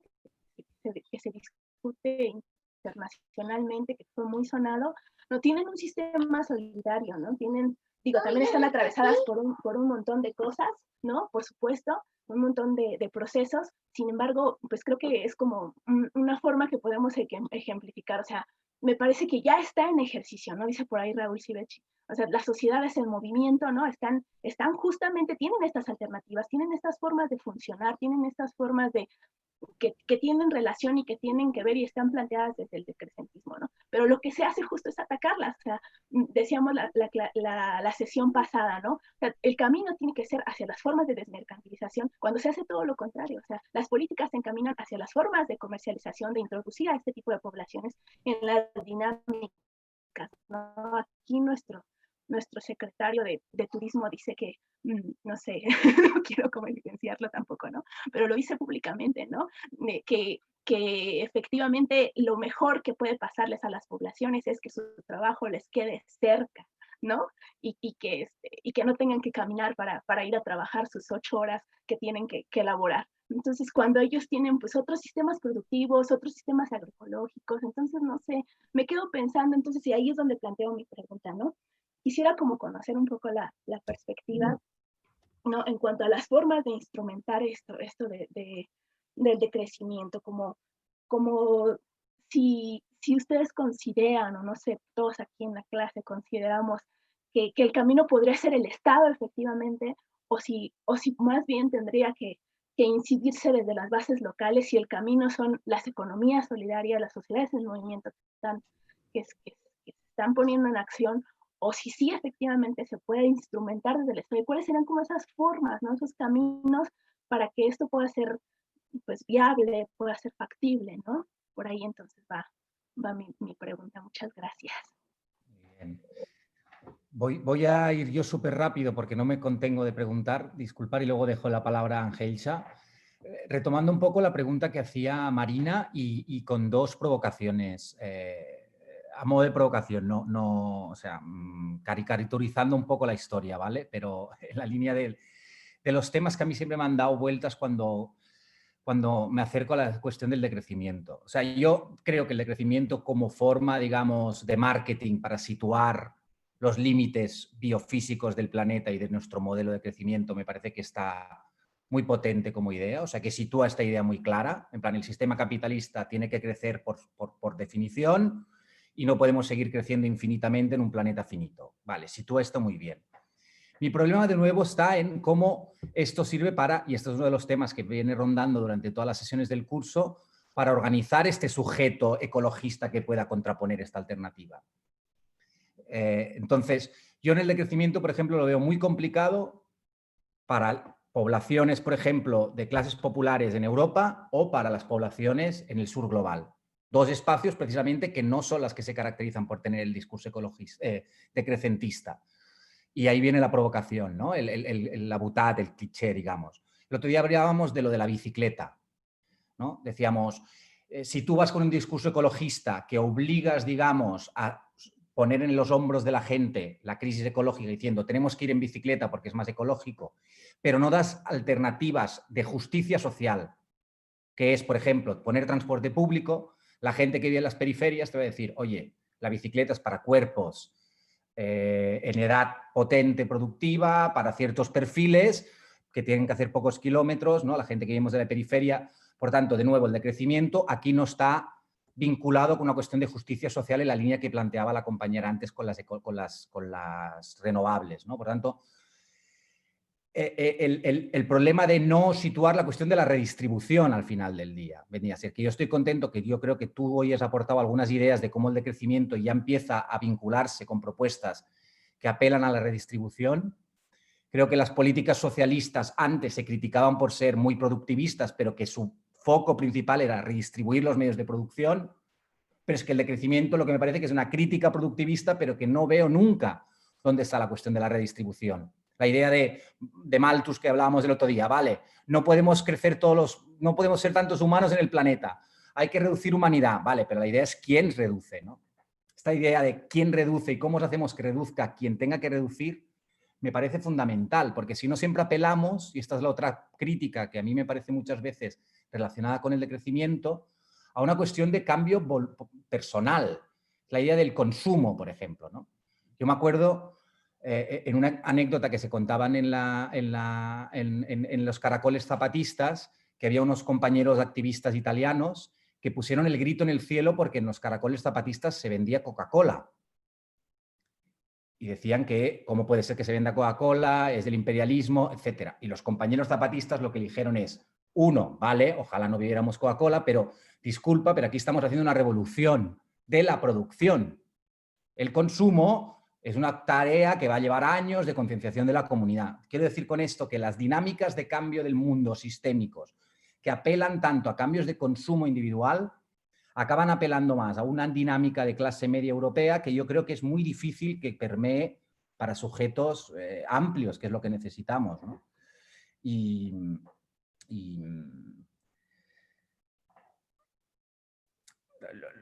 Lo mismo del trabajar menos, ¿no? Es otra de las cuestiones. Y de trabajar menos, y dices, ya, pero es que quizá el decrecimiento tiene muy buen diagnóstico de cómo es el problema de los límites físicos del crecimiento industrial basado en energía y en gasto de materiales, pero quizá falta también entender cómo crece hoy el día el capitalismo actual. Y el capitalismo financiero, el capitalismo cognitivo, el capitalismo de datos, crece cada vez que yo le doy un like al Facebook.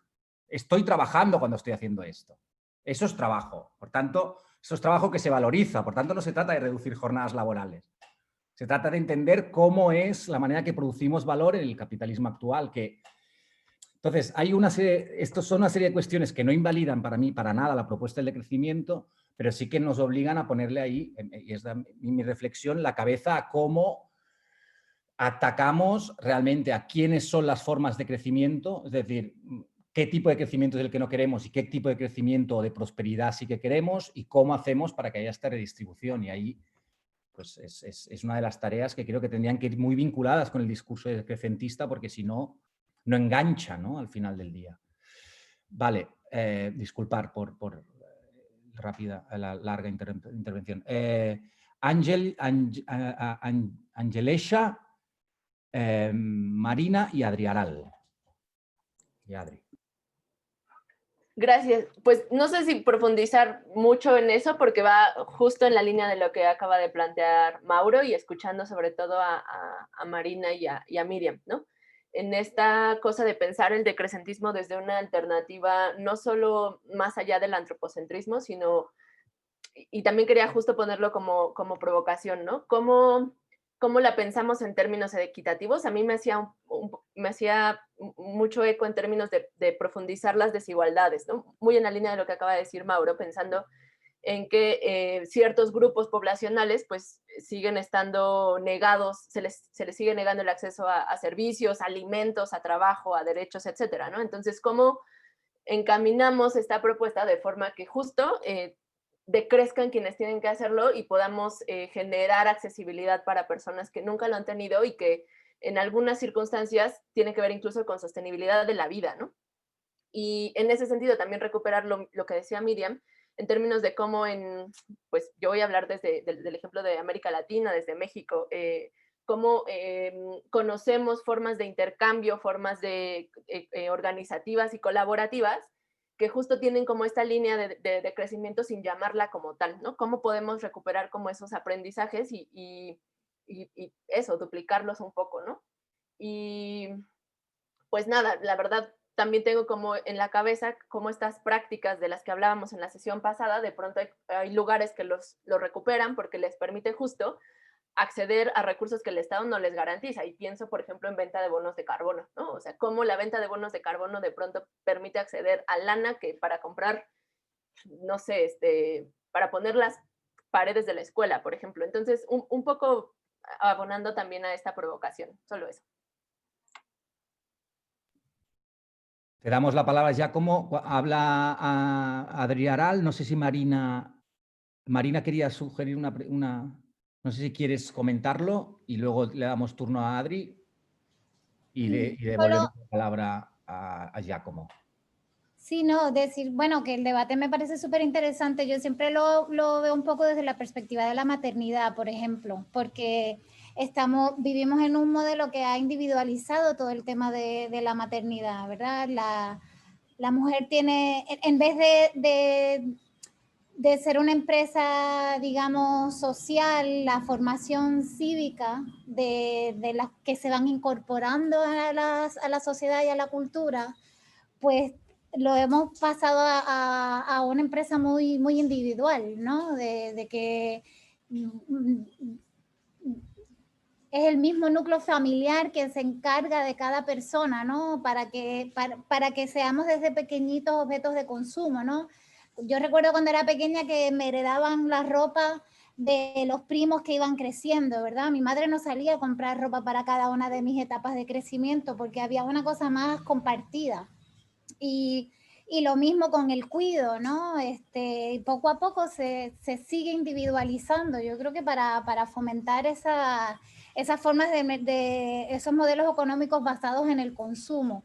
Por eso planteo que habría que revisar mucho más todo el tema del tiempo del trabajo y tal, porque si nos reorganizamos desde otras formas, pues de alguna manera se produce automáticamente cierta redistribución.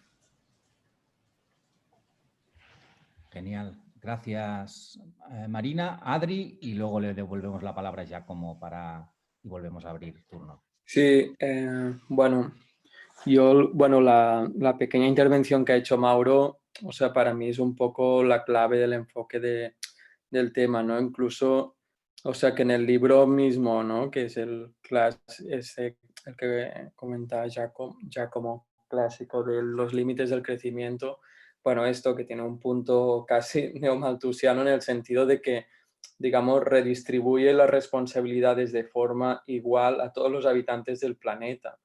Y esto, o sea, no solo es una lectura, digamos, errónea en términos de clase en el sentido más simple, que es que un rico consume más porque va con un coche grande, tiene una piscina, hace más viajes en avión y come carne, por decirlo de forma muy simplificada, sino que la clase no tiene solo que ver con el nivel de consumo, tiene que ver con una cuestión de relación de producción, ¿no?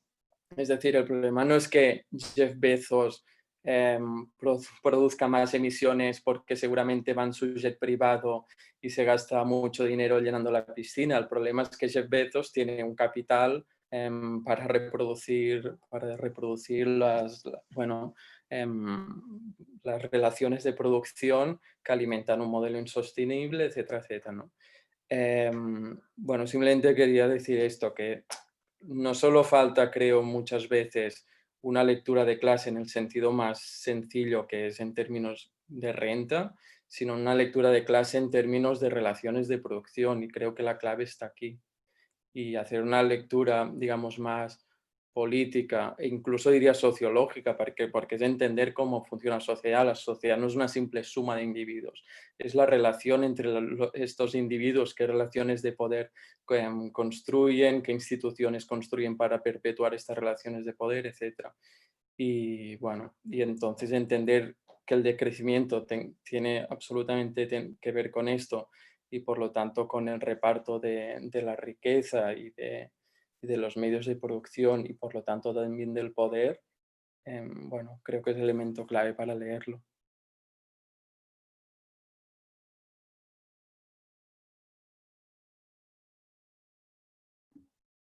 Te volvemos la palabra ya como para que recojas, haga la reflexión que te parezca y volvemos a ver. Vale. Entonces voy un poco intentando juntar respuestas a Marina, Elena, Miriam, Mauro, Ángel, Marina otra vez y Adri. Creo que son dos Marinas diferentes. Entonces vamos a ver. Empiezo de una de Miriam porque me permite de introducir algunos aspectos que tenía que ver con su última pregunta y la cuestión si tenemos que apostar por un cambio que está llevado a cabo simplemente desde, digamos así, abajo de las comunidades que se organizan, que sean zapatistas o que sean de economía social y solidaria, o necesitamos que también el Estado sea parte de actor. Digamos, desde mi perspectiva, yo creo que he intentado exactamente con mi enfoque entre la cuestión de las acciones, que digamos así serían desde abajo, con el enfoque sobre la política, que serían, digamos así, desde puntos de los estados, yo creo que esto tenemos que apostar. Es una articulación importante, pero la importancia que quiero también que sea clara desde una perspectiva, digamos así, si queréis, hegemónica, es que las actividades desde abajo sirven a construir sentidos comunes alternativos que permiten después, cuando estás empoderado en lugares de estados municipales, nacionales o estatal, que tengamos la capacidad de hacer política no solo imponiéndola con la fuerza, sino que se tenga una base social que estas políticas la incorpora, la siente como suya, la siente como una prioridad en sus sentidos comunes. Por lo tanto, es muy importante verlo desde esta perspectiva. Es una articulación, ¿no? Digamos así, si queréis, es un poco una diferencia entre lo que era la idea leninista, que es un poco la hegemonía desde arriba, que un Estado organizado empuje hacia una sociedad en particular, con una visión un poco más gramsciana en la cual yo me asiento con más comodidad, ¿no?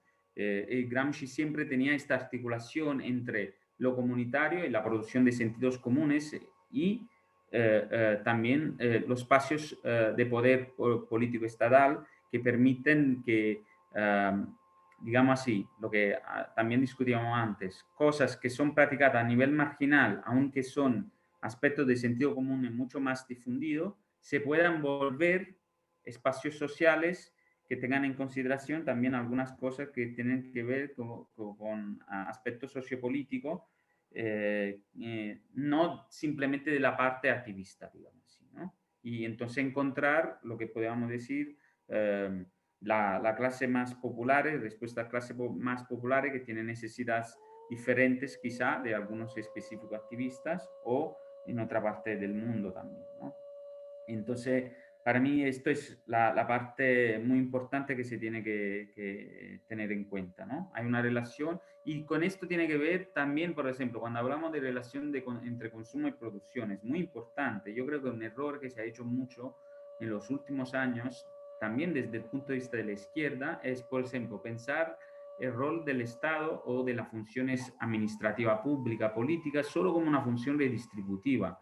No es verdad, porque en realidad el estado de bienestar, digamos así, la función, los agentes políticos públicos eran productivos también, producían valor, no simplemente redistribuían, ¿no? Si pensamos toda la forma de abastecer de agua, electricidad, que antes eran formas públicas, ¿no? Toda la construcción de infraestructuras, toda la producción que se hace en el conocimiento, ¿no? Es importante desde este punto de vista, quizá una persona no tanto, digamos, socialista, pero que ha hecho un trabajo fantástico con su libro, Mariana Mazzucato, que tiene un libro que se llama El Estado Emprendedor. Por lo tanto, yo creo que se tiene que recuperar, uno, desde el punto de vista del sentido común, que la forma política no sirve simplemente para redistribuir, sino hay forma política estatal que tiene que recuperar el espacio de la producción de valor. Entonces, el aspecto de la producción es fundamental y la transición y la transformación yo creo que no está solo en la producción del procomún, que mucho se ha difundido, sobre todo en el aspecto digital, de la colaboración entre pares, de un sistema de producción que también ha transformado muchísimo el actual sistema productivo. El sistema productivo actual, de lo cual hablamos, la economía digital de los datos, se usa muchísimo el procomún. Pensamos en todos los software libres que también Microsoft ahora está usando. Microsoft hace 20 años y hablaba contra el software libre y lo odiaba y lo machacaba. Hoy tiene una campaña que se llama I Love Free Software, ¿no? Entonces, es claro que el aspecto de producción digital más importante que están en la producción de valor más importante son también aspectos que tenemos que considerar. Bien, recuperar el procomún, pero también recuperar el rol productivo de las formas públicas. Entonces, por ejemplo, que en Barcelona se haga o se intenta tener una empresa para redistribuir energía, sobre todo de producción renovable, ¿no? Con Barcelona Energía, me parece un intento importante de poner otra forma estatal, no simplemente en la redistribución, sino en la producción del valor, que en este caso es la producción de valor que tienes cuando tiene un sistema de redistribución de energía, ¿no? También esto es producción de valor. En este sentido, la relación entre el tiempo, las actividades. Cuando hablamos de metabolismo, por ejemplo, el análisis que yo hago es uso de tiempo, ¿no? Y me ayuda a responder a algún aspecto a lo que también Mauro planteaba, ¿no? La cuestión de que hay tiempos de diversión, digamos así, lo cual producimos valor, ¿sí? Entonces yo creo que en este momento nosotros podemos hablar de 3 tipologías de contribución a la producción del valor en el mundo, o el valor social, que después está acumulado en muy poca mano. Hay el tiempo de diversión, que es el like en Facebook, usando cosas mientras consumamos, producimos datos, ¿no? Y así contribuimos a la producción de valor. Después hay el tiempo de trabajo así conocido, formalizado, en lo cual también producimos valor, pero hay otra gente que se apropia en forma superior a lo que producimos. Y hay el tiempo invisibilizado, no remunerado, el trabajo material, digamos así, del cuidado, por ejemplo. En este sentido, estas 3 tipologías de actividades son las 3 importantes y allí tenemos que pensar forma de rearticular, no solo el sentido común, que el valor lo estamos produciendo nosotros y no es el dueño de Facebook que lo produce, ¿no? 2, que después hay políticas redistributivas que no pueden hacer a menos de tener una forma organizada estatal que permite también esta redistribución, pero que participe quizá también en la producción de estas infraestructuras, ¿no? El estado del bienestar antiguo quizá producía infraestructura en forma de calle, ¿no? Y producía valor, daba infraestructura a la empresa para que éstas después producían con sus camiones girando otros valores, ¿no? Pero hoy día, por ejemplo, puede ser introducir formas municipales de producción de plataformas digitales públicas que permiten a forma cooperativa de organizarse para abastecer servicios y que producen valor también. Entonces yo creo que, repito, hay 3 diferentes tiempos y actividades en las cuales participamos en la producción de valor. Hay una articulación necesaria entre la forma comunitaria que produce sentidos comunes y la forma pública estatal que sirve a implementar de forma mayor las políticas que queremos y también los sentidos comunes que queremos desde una perspectiva radical del cambio. En este sentido, está relacionada a la cuestión del trabajo. Ahora hago una pequeña paréntesis por Elena, ¿no? Porque decía, entonces el trabajo de cuidado es solo el trabajo reproductivo del hogar. No, no es solo esto. Y de hecho en la Green New Deal for Europe intentamos hacer esto, ¿no? De hablar del cuidado también, y quizá está relacionado un poco también a la pregunta de Marina sobre el aspecto antropocéntrico, ¿no? Nosotros decimos, el decrecimiento sirve a hacer espacio, y este espacio lo hace usando menos materiales, menos territorios, menos recursos, pero sirve también a hacer espacios, en este sentido, a lo no humano, ¿no? En este sentido no veo, digamos, simplemente antropocentrismo en nuestra propuesta, sino decidir de dar espacios a otras especies también es una forma de ver desde el punto de vista relacional. Para mí, ecocéntrico quiere decir que te basas no solo en un agente, en la especie humana o la especie animal, que sea, o vegetal, sino en la relación entre diferentes especies. En este sentido, me parece que somos bastante egocéntricos, porque, por ejemplo, hablamos de cuidado no solo del hogar, sino de todo el trabajo de cuidado que se hace cuidando, por ejemplo, de zonas pluviales, de las forestas, ¿no? De bosques, de espacios verdes. Por lo tanto, en este sentido, la respuesta a Elena no es simplemente el cuidado del hogar, sino también el trabajo que hacemos en los espacios públicos, urbanos y rurales en los cuales vivimos. Y también una respuesta marina en el sentido que nos estamos enfocando en los espacios que damos a los demás. Por lo tanto, en este sentido apostamos a una forma más ecocéntrica de relación más que antropocéntrica en el humano, ¿no?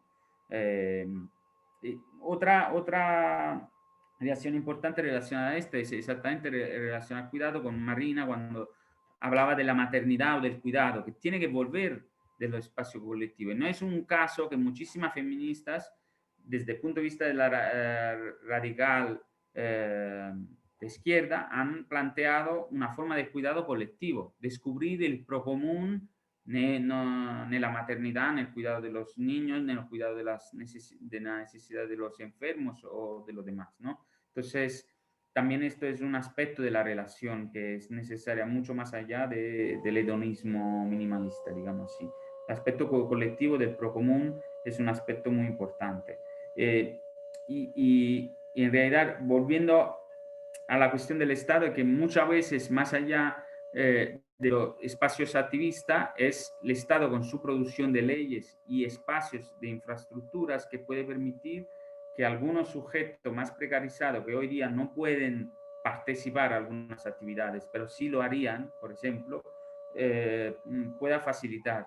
Y no es un caso que mi énfasis ha ido en la renta de cuidado universal, ¿no? Que es un espacio de redistribución muy importante que permite también repensar una forma de producción colectiva que pero va a dar sobre todo a las personas que más necesitan la redistribución, ¿no? Es una redistribución muy importante que va a facilitar sobre todo a la gente más de clases más populares, la mujer de clases populares, que normalmente es la que más hace trabajo de cuidado, ¿no? Por ejemplo, en espacio, y va a facilitar sobre todo a ellos a darle una cierta libertad de reorganizarse en forma colectiva, tener un mínimo de entrada monetaria que permite de disminuir el nivel de precarización de lo cual hablaba también Miriam, ¿no? Entonces esto me parece también un aspecto importante.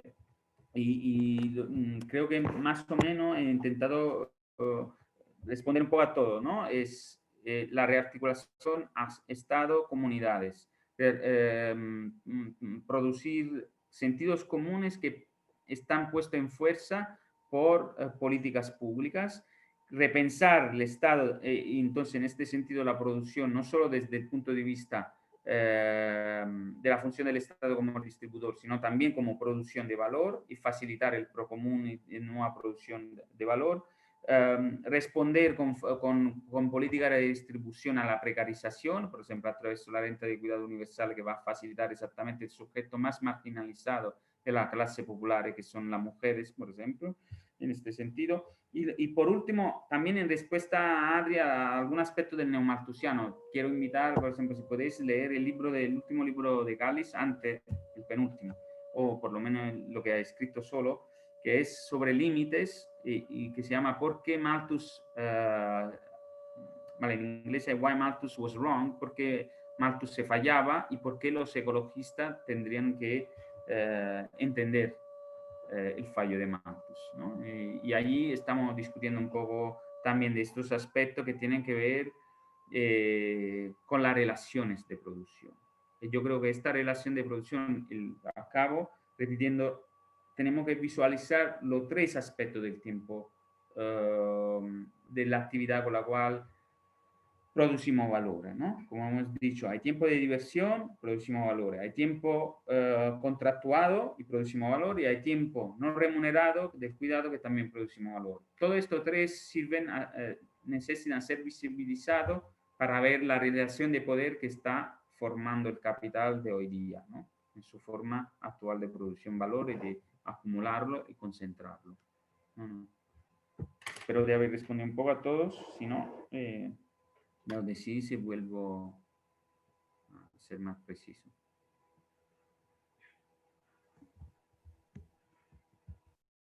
¿Habría, si alguien se anima a hacer algún tipo de intervención de cierre, de idea, de reflexión, para seguir con la dinámica de cerrar puntuales a las 9? Invitaría a alguien que quiera lanzar alguna idea general, alguna... Argelia, parece que has abierto el...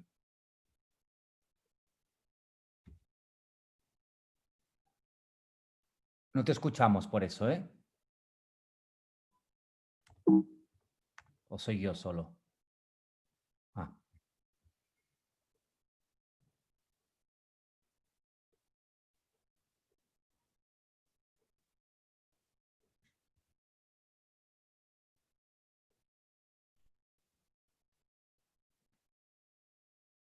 No, qué raro.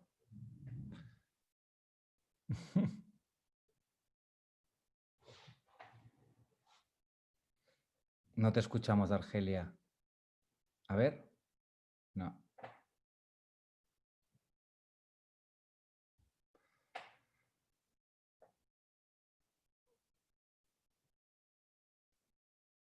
Bueno, para la próxima sesión. Queda pendiente la intervención.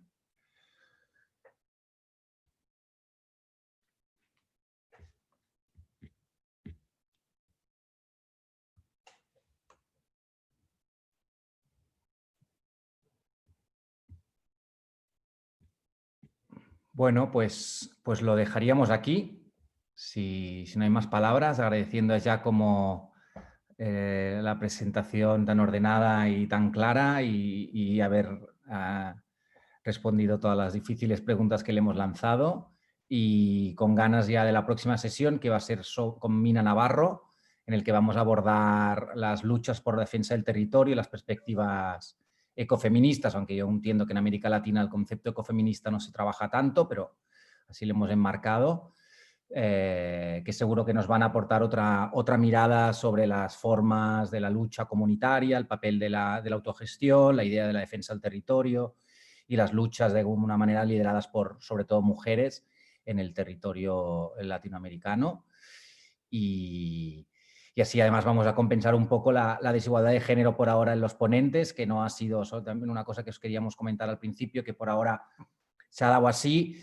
La idea nuestra al principio que fuera equilibrado a nivel de género, pero hubo cambios en última hora en los ponentes y ha quedado así. Pero en la próxima sesión ya tendremos una compañera para que nos hable. Y nada, sin más, nos despedimos. Yo voy a colgar el vídeo, lo tendréis, esperamos, mañana, y le pediremos a Giacomo que nos pase alguna de las referencias que has utilizado en la sesión de hoy, más allá del libro de Icaria, y la colgaremos en el hilo.